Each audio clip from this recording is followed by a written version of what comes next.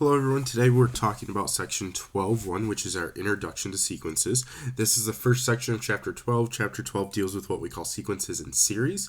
Today is going to be specifically sequences. We'll get into series in 12.2. As we start to talk about sequences, there's obviously some initial vocabulary stuff we need to deal with, and then we'll get into how do we actually use these things, how do we find some terms of the sequence, and then how do we write rules for a given sequence as well. So, I've said sequence a lot of times. We should probably talk about what a sequence is. A sequence is, in the simplest form, an ordered list. Actually, I'm going to call it an ordered set of numbers. So it's really just a set of numbers that have an order to them. You can also think of this as a list of numbers with a pen. Okay, and I hesitate to say because sometimes that pattern is either really defined or there's not really a pattern, and that kind of is the pattern that's there is the fact that there isn't one, which can get a little confusing, but we'll talk about that more a little bit later. When we start to talk about our sequences, we're also going to talk a lot about terms. So we have the term of a sequence, which is simply each individual number. So each number in the sequence is what we call a term.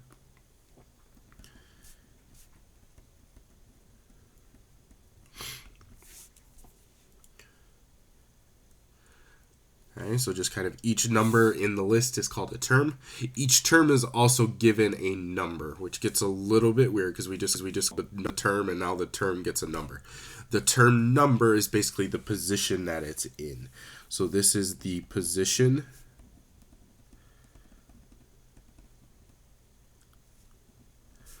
of a number in the list. Okay, an easiest way for me to explain this was to actually give you an example. So if I talk about the third term, so I have a list that has a bunch of numbers, but the third number in the list is the third term. That third term, the term number, is simply 3. So it's the number kind of position that it's in. So I have the first term, the term number is 1. Second term, the term number is 2. Third term, term number is 3, and kind of so on. This starts to get us into what we call infinite sequences versus finite sequences. Infinite sequences, infinite kind of refers to infinity, which means that this sequence does not end.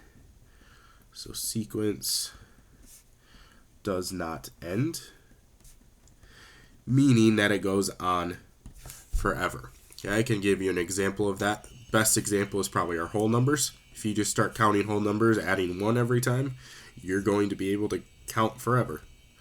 Okay, there is no end to that list. Okay, but we also have things called finite sequences. Okay, finite sequences are basically the opposite. They do end. So we say these are sequences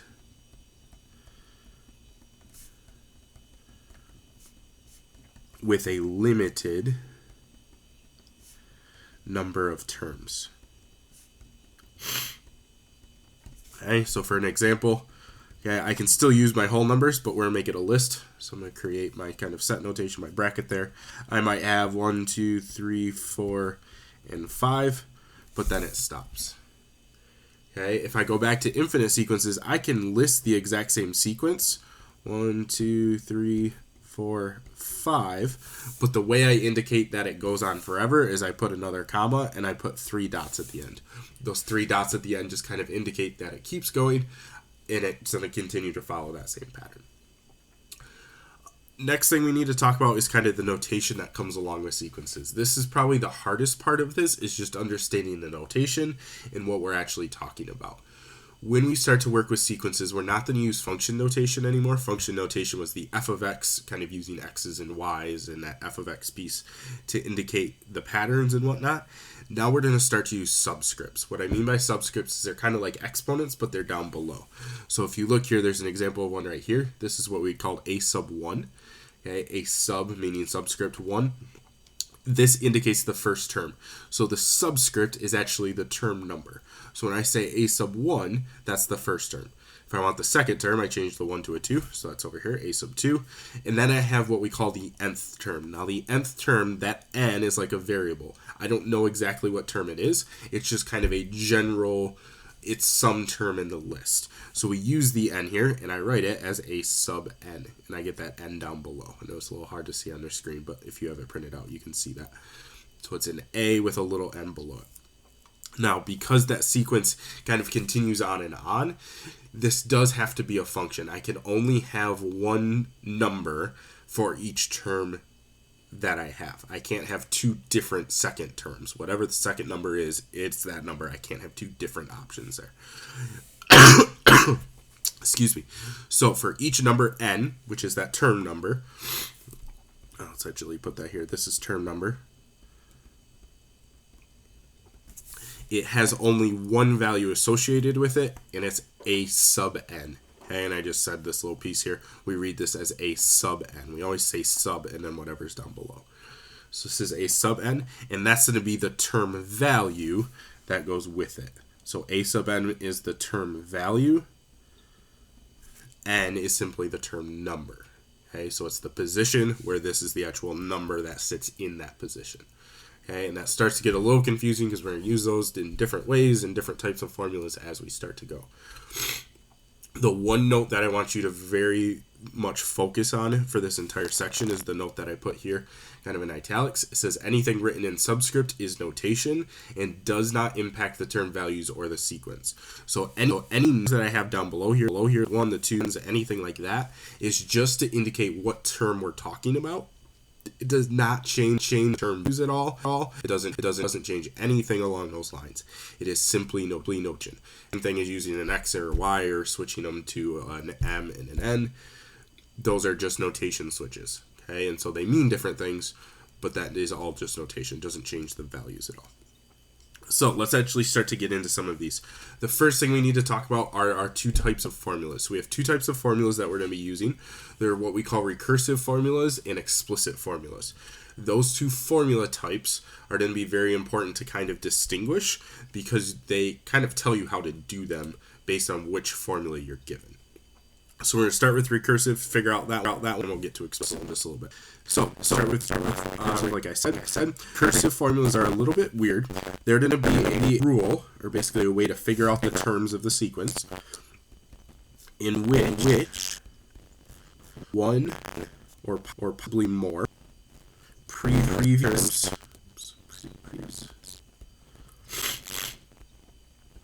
are used to find next term. So I have to know a previous term in order to find the next term. Now that's really because what that means is if I want to say the 50th number list, I would have to know all 49 things before. End up being a lot, and so that's where the other formula comes in a little easier. Let's talk about our first example here. Actually, sorry, real quick. I want this one, a sub n minus 1. Okay, something that you're saying very often with recursive formula. This a sub n minus 1 means that I'm trying to find a sub n. So I'm trying to find a term. A minus 1 is the term before it. What we're gonna call this is the previous term.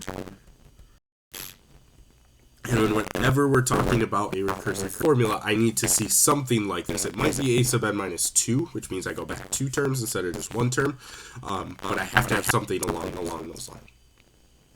The other really important thing is that this a sub n minus 1 is just notation. The n minus 1, specifically the minus 1, does not change the value of the terms. All it does is tells us that we're using this term. So as I move this up here for example 1, our directions are to find the first 5 terms of the sequence with the given information. So I'm given this kind of bracket here, and this is a recursive formula. This is what we want our recursive formulas to look like. I give you a first term, so I have a sub 1, that's my first term, which is actually part of my answer already because I want the first 5 terms. First term is right there. So I'm going to actually just copy that over. A sub 1 is equal to negative 2. And then I need to find the other 4 terms that make up the first 5. So I need to then try and find a sub 2. Well, a sub 2 is going to be a little bit harder to find. I'm not just given it. So this is where I need to start to use a sub n. Well, if I'm solving or trying to find a sub 2, the 2 is in the place of the n. So what that means is that as I start to set this up, the 3 is there. I have a sub n again. N is 2, so this is a sub 2 minus 1 plus a 2 at the end. Well, if I just look at what I have here, 2 minus 1 is all in the notation there. I can do that real quick. 2 minus 1 is just 1. So this means this is 3 times a sub 1 plus 2. Well, a sub 1 is the first term that I already know. That's the negative 2. So I'm going to take that and plug that in. This is going to be 3 times a negative 2 plus 2. If I can do that, I'll have my second term. So if I just quickly kind of work through this, I've got to follow order of operations, so do your multiplication first. Negative 2 times 3 is negative 6, plus a 2 is going to give me a negative 4. So my second term here is the negative 4. Now, this notation that I went through at the beginning here is just to kind of explain what we did. I do not have to show that first line that I put here. I really just need to see that I'm plugging in the previous term, which I can see is that a sub n minus 1. This piece here is that previous term piece that I was talking about right above this, which is why I'm plugging in that negative 2. But we can see the notation works out to do that as well. So if I go ahead and go for a sub 3, now I need to use the previous term to a sub 3. So this is going to be 3 times, well, the previous term to 3 is 2, which my answer was a negative 4. So I plug in the negative 4, and I add 2. Well, 3 times negative 4 is negative 12, plus 2 gives me negative 10. And I keep going. I need to find the first 5, so I need to find a sub 4 and a sub 5 yet. Well, a sub 4 is going to be 3 times the term previous to it, which is a sub 3, which was negative 10. And then I'm going to add in my 2. Well, 3 times a negative 10 is negative 30, plus 2 is going to give me a negative 28. And then finally, a sub 5, I need to plug that in as well. If I plug that in, that's 3 times a negative 28 plus 2. Well, 3 times negative 28 is negative 84. Yep, I'm just double checking that. Negative 84 plus 2 gives me a final answer of negative 82. Okay, so now I have all of my answers here, but I do want to kind of combine them together. I want to write this as a sequence. Now, a sequence is just a list of numbers, and it's separated by commas. So what I need to do is just list out my numbers in order. So I start with my first one, it's negative. Then I put a comma. Second one is negative 4. Third one is negative 10. Fourth is 28. And finally, negative 82. Okay, I'm going to go ahead and circle that. That is my final answer. Okay, and just a quick note, this really is how much work I should be showing here as well for each of these problems. All right, let's go ahead and move on to part B. Similar type question, but just a different numbers kind of here. So I have a sub 1 is equal to 5, and a sub n is equal to 5 times a sub n minus 1. So again, this a sub n minus 1 is the previous term. So I'm going to start with my first term here. A sub 1 is still 5. But now I can go for a sub 2. A sub 2 is going to be based on a sub n, which is 5 times my previous term. Well, 5 times my previous term, my previous 5, so this is 5, which is 25. Then I go for a sub 3. Well, a sub 3 is going to be 5 times my previous term, which was 25. 5 times my 25 is going to be 125. And we go again. A sub 4 is going to be 5 times the previous term, which is 125. 5 times 125, you might need your calculator for that one, should be 625. And finally, a sub 5 is going to be 5 times 625. Probably need to grab a calculator for that one. I already have my answer here, is 3,125. So I now have all my answers. Again, I want to list those out. 5, 25, 125, 625, and 3125. Hey, it is a nice habit to get into to just list these numbers out, because you can also just make sure you found enough of them. I've asked you for the first 5 terms here, so I have 5 answers. I know that I'm done. Alright, next piece here, let's talk about example 2. Example 2, if you look at the directions, they're the exact same. It says find the first 5 terms of the sequence given the following information. But if I look at what I'm given, it's quite different. Okay, I don't have a first term. I don't have a sub 1. all I'm given is this a sub n is equal to 3 to the power of n minus 1. The other thing here is this n is in the exponent. It's not a subscript. So now that is part of the formula. I'm going to have to plug something in there, and that's going to change some numbers around.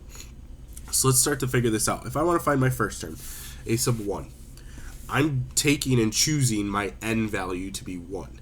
Okay, and that's on a subscript of a. But that n is the same n that's a part of the formula. So if I choose this to be a sub 1, I need to plug 1 in for n. When I do that, I have 3 to the power of 1 minus 1. Well, 3 to the first is just 3. 3 minus 1 is 2. That's the first term. So now I need to find second term. Well, second term is a sub 2. So I'm taking the 2 and I plug it in for n.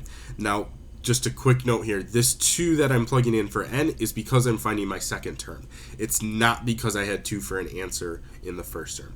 Yeah, I know that looks kind of like that recursive piece if I'm plugging that answer in, but as we go, you're going to see that I don't use this answer anymore. I'm using the term number from that subscript. So when I plug this in, this is 3 to the second minus 1. 3 to the second is 9 minus 1 gives me 8. Next one is going to be a sub 3. Here's where you're going to really see this. I'm not going to use the 8. I'm going to plug the 3 in for n because that's the value that I'm using for a sub n. So this is going to be 3 to the third. Well, 3 to the third is 27. Minus 1 gives me 26. Next one, I'm going to do a sub 4, which is going to be plugging in the 4. So 3 to the fourth minus 1. 3 to the fourth is 81. Minus 1 gives me 80. And finally, a sub 5. Plugging in the 5 for that power on the 3. Minus 1. 3 to the fifth is 243. Minus 1 gives me 242. Okay, now I'm doing a lot of those. I've already have my answer key here, so I'm using that. You may need to grab a calculator to work through some of these. Okay, and any old calculator will work. Doesn't have to be anything fancy for these ones. Should write my answer out here though. So 2 times 8, 26, 80, and 242. Sorry, give me the last answer. 242. Okay, and finally, let's talk about part B here. Same idea. I'm taking my a sub n, and I need to plug in my values of n. Now, this one's a little bit different because I actually have 2 places where I'm plugging in the n. I still have to plug in that same number. So if I'm trying to find a sub 1, I need to plug in 1 both places where I see n. So this is going to be 1 squared minus 2 times 1.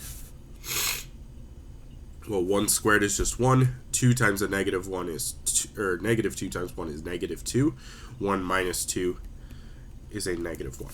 And if you need to show some more work for that, that's fine.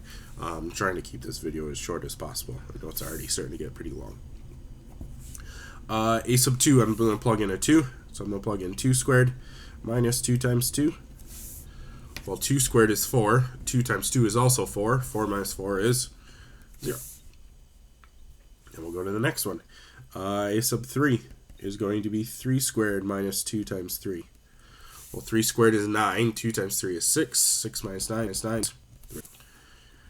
A sub 4 is going to be 4 squared minus 2 times 4. Well, 4 squared is 16. 2 times 4 is 8. 16 minus 8 is 8. Last one ran out of room on the bottom, so I'll move up to the side here. A sub 5 is going to be 5 squared minus 2 times 5. Well, 5 squared is 25. 2 times 5 is 10. 25 minus 10 is 15. Write your answers out here. Negative 1, 0, 3, 8, and 15. Okay.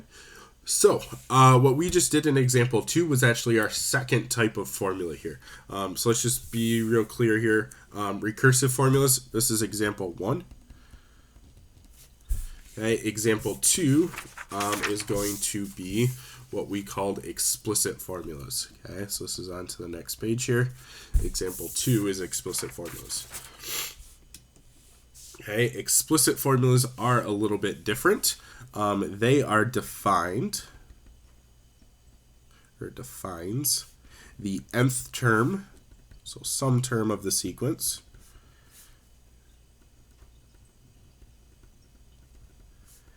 as a function of n.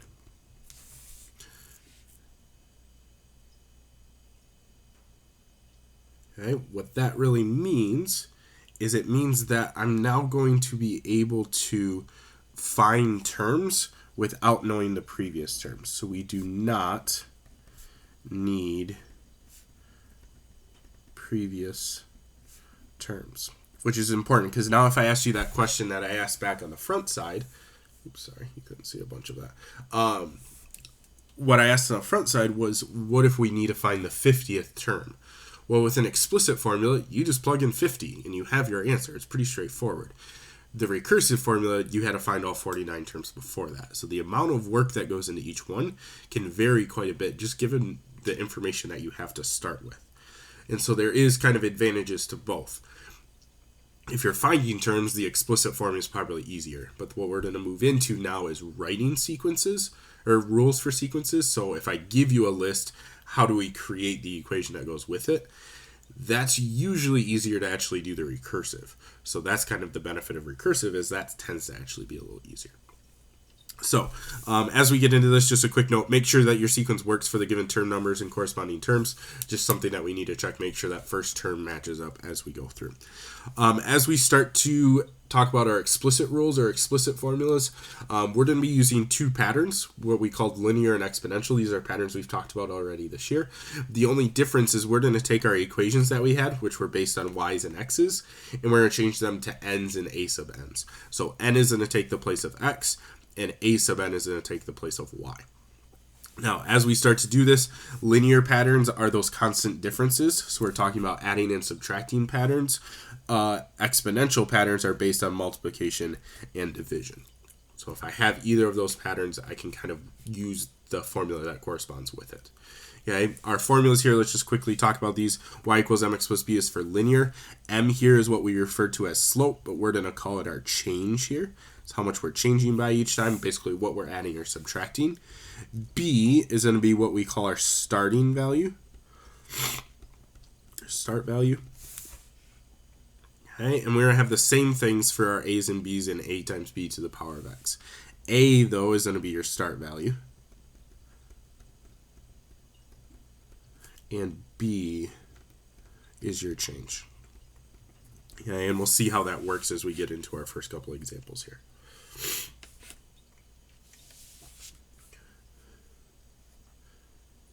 All right, so first thing we should do here is we should start to try and identify what our pattern is. So if I look at example 3, I'm trying to write a possible explicit rule for the nth term of each sequence. So I need to find a sub n. To do that here, I have 5, 10, 20, 40, and 80. Hopefully looking at those, you can start to figure out the pattern. I am actually multiplying here. I am multiplying by 2 all the way through. And I would multiply by 2 to kind of keep going. Now, what that does is it tells me I'm multiplying, so I am going to use the exponential type equation. And when I do that, I'm using y is equal to a times b to the power of x. Okay, change is usually the easiest thing, so we'll start with that. I know I'm going to have a 2 to the power of x. Now, the start here is what's going to be a little bit weird. This x is where I'm going to plug in my term number. So when I plug in 1, I need to get my first term, which is 5. The problem is if I plug in 1, it's going to multiply by 2. So if I put a 5 here and I plug in a 1, I'm going to actually get 10 for my first term. And I'm off by 1.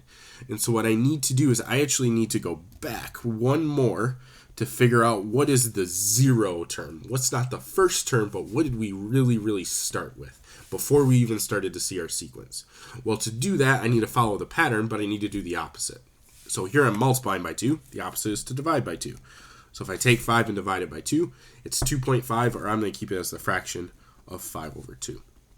So this here is my equation, 5 over 2 times 2 to the power of x. And if I just want to quickly check that, if I plug in a 1, 1 times 2 is 2, or 2 to the power of 1 is 2. Then multiplied by 5 over 2, the 2's cancel, and I get 5. I get the first term. And I can check the second term real quick. 2 times, or 2 to the power of 2 is 4. 4 times 5 over 2 is 4 times 2.5 would give me 10. So that one is going to work out for us. The only thing I need to do here is, again, switch my notation. So I need to be going to a sub n and n. So my y changes to an a sub n. Then I have my 5 over 2 times 2 to the power of n. That n takes the place of x. Once I have that, that is my explicit rule. Okay, let's try out a couple more so that we can get into maybe some of those linear patterns. So I do have some decimals here. Doesn't matter, I can still figure out what my pattern is. I have 1.5 to 4 to 6.5 to 9 to 1.5. What I notice is that I go from a decimal to a whole number decimal, whole number decimal. So I'm probably adding something. If I look there, I'm adding, looks to be about 2.5, 2.5, 2.5. So I am adding 2.5 each time. And that kind of continues all the way through that list. So if I'm adding, that means this is going to be linear. And I'm using the equation y is equal to mx plus b. Okay, again, I'm going to start with the change. The change is the m in this case, which is how much we're adding each time. Here's 2.5. So I'm going to use 2.5x, plus I need to figure out my starting value. Well, starting value, again, is going to be just a little bit of an issue, because I don't want to use 1.5. I want to plug in what was really the zero term. So I need to go back one more. To go back one more, I'm going to subtract 2.5. Well, 1.5 minus 2.5 leaves me with a negative 1. So I'm going to add a negative 1 in there for b. And I can switch that just to a minus 1 here in a second. And it's easy to do that when I switch notations. Again, I'm going to switch the y to an a sub n, which is an equal 2.5 times n minus 1. And there's my answer. All right, so you can see writing explicit forms is not necessarily the easiest thing, but it is really just based on that pattern. If you can find the pattern and come back to your notes here, that really should help you out. Okay, last one here. I have 7, 5, 3, 1, and then a negative 1. I threw this one in here just because that negative 1 at the end sometimes throws people, but if I look, it still just follows the pattern. I'm going down by 2 every time. So I'm subtracting 2 all the way through. It does get me then into the negatives, and it would keep going more negative after that as well. Okay, if I continue that, that's an adding and subtracting pattern, so that's going to be linear again, y equals mx plus b. Now my pattern here, or my change, is the fact that I'm going down by 2, so I need to make my m a negative 2 with the x there to make sure that it goes down. Then I need b as my starting value, or that 0 term, so I'm going to go back. Now because of the opposite, I'm not subtracting 2 anymore, I'm going to add 2 to go backwards. Adding 2 to 7 gives me a 9. I'm going to add 9 there.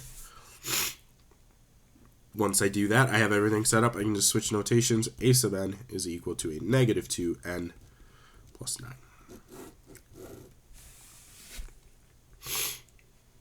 Okay. All right, so that's our explicit rules. Hopefully that makes sense. Let's go ahead and move down to recursive rules and get this video finished up. So recursive rules are based on 2 things. We need the first term, and we need the pattern for the formula for the next term based on the first term. So the way we're going to set these up, and just bring the first page back over here, it's going to look like A and B. So what I need to do here is I need to start with my bracket. Okay, and I'm going to start with a sub 1, and I'm going to start with a sub n. A sub 1 is my first term. So if I look at A here, my first term is 5. Okay, now a sub n can be a little bit tricky. This is where we start to have to write the formula. The question I want you to ask yourself is, what do we do to the first number to get to the second? Well, that's really identifying the pattern. If you look here, a and b are actually the same a and b we used up here. So the pattern is still the same. I'm multiplying by 2. So I'm taking each of my terms and I'm multiplying the previous term by 2 to get to the next. So what that means is I need to take 2 and I need to multiply it by the previous term. Well, if we go back to what we said on the front side here, I told you how to write the previous term. It's a sub n minus 1. So we're going to take and plug in an a sub n minus 1 there. And I tend to put these in parentheses just to keep that a sub n minus 1 together. But you're more than welcome to just write it as a sub n minus 1. And if I look at my directions here, kind of what I told you, I need to give the formula for a sub n based on that previous term of a sub n minus 1. So you have to include an a sub n minus 1 somewhere in that formula. Okay, so there's my recursive rule. Let's do the same thing for B. Now this one's a little bit different because I knew this was a linear pattern, and I'm adding 2.5 each time. So I know I'm adding 2.5, add 2.5, kind of all the way through. Not that I take the time to write that. But if I continue here, I need my first term and my a sub n term. So my first term is going to be the first term in my list, which is 1.5. And then I need to follow my pattern. Well, here I'm taking my previous term and I'm adding 2.5 to it. So I'm going to start with my previous term this time. Okay, again, you could add parentheses around that if you want. And I need to take and add 2.5 to that. Okay, now this is really important. Make sure that a sub n minus 1 is part of the notation, so we don't confuse that -1 to be part of this formula. Okay, once we do that, if you want to, again, throw that in parentheses, you can. It's up to you, but that is your answer. So those two are your final answers. That does it for our notes for today. Hopefully that helps you clear up some of our sequences.